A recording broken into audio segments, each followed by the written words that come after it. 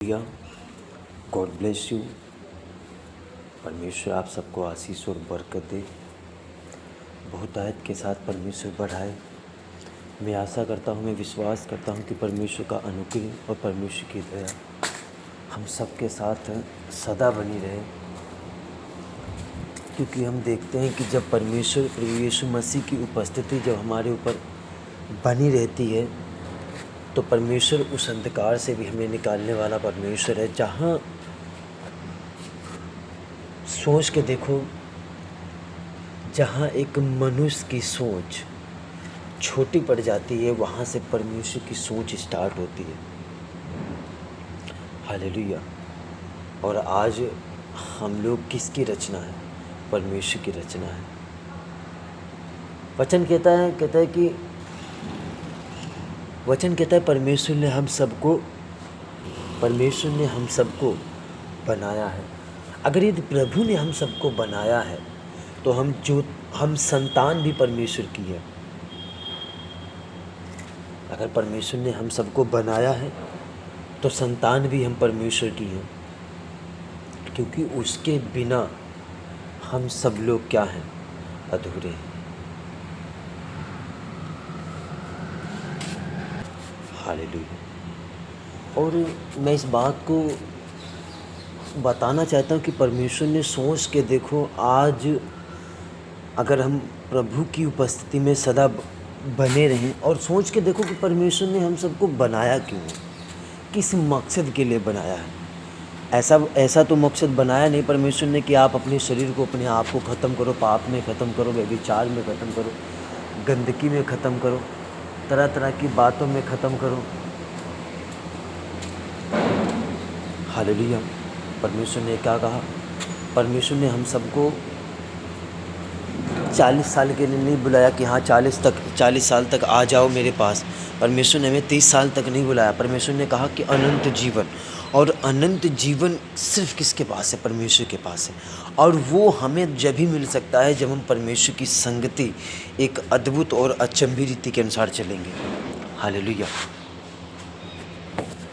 सोच के देखो, इजरायली लोग जो प्रभु के लोग खुद हैं, अब वो लोग परमेश्वर की उपस्थिति से कैसे हट जाते थे?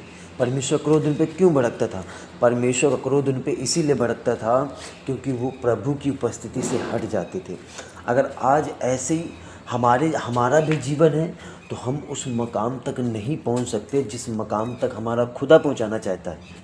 क्यों? क्योंकि हम लोग एक ऐसे लालच में पड़े हुए हैं, छुटकारे के लालच में पड़े हुए हैं, पर हम लोग प्रभु की संगति को छोड़कर हम लोग क्या सोचते हैं कि हम लोग एक लालच मिल जाए कि हम चंगे भले हो जाएं तब हम प्रभु को मानेंगे, और जैसे चंगे भले हो जाते हैं तो हम लोग छोड़ देते हैं प्रभु को। ये सबसे बड़ी हमारे जीवन में ये शैतान ऐसी गलतियों को डालता है जिसकी वजह से शैतान अपना जोर चला के और परमेश्वर के कामों को वो तुम्हारे अंदर से ख़त्म कर देता है। क्यों? क्योंकि उस चीज़ को मौका हम लोग खुद देते हैं।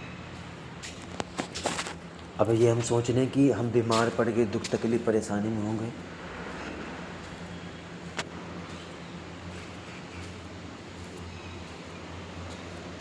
तो हम लोग क्या सोच रहे हैं? सोच रहे हैं कि यार बीमार तो हम पड़ गए, बताओ प्रभु को ऐसा नहीं करना चाहिए था। हम लोग अपने को छोड़कर हम लोग प्रभु पे दोष लगाते हैं। पर हमारे अंदर की गलतियां क्या है? हमारे अंदर की ऐसे क्या काम है जो प्रभु की संगति से हमें दूर कर रही है? क्या ऐसी चीज़ है? हम लोग इस चीज़ को छोड़कर हम लोग चिंताओं में, अभिलाषाओं में अपने आप को क्या कर रहे हैं? ख़त्म कर रहे हैं। दोष किसको दे रहे हैं? प्रभु को। सोच के देखो।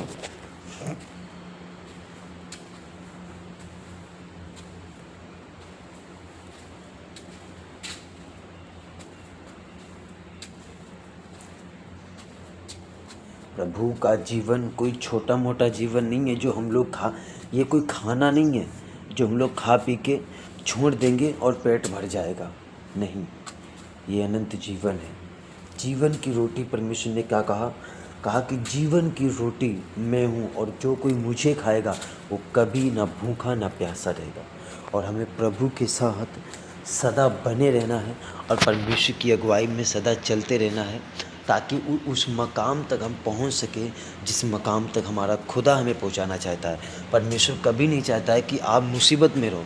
परमेश्वर कभी नहीं चाहता कि आप तकलीफ़ उठाओ।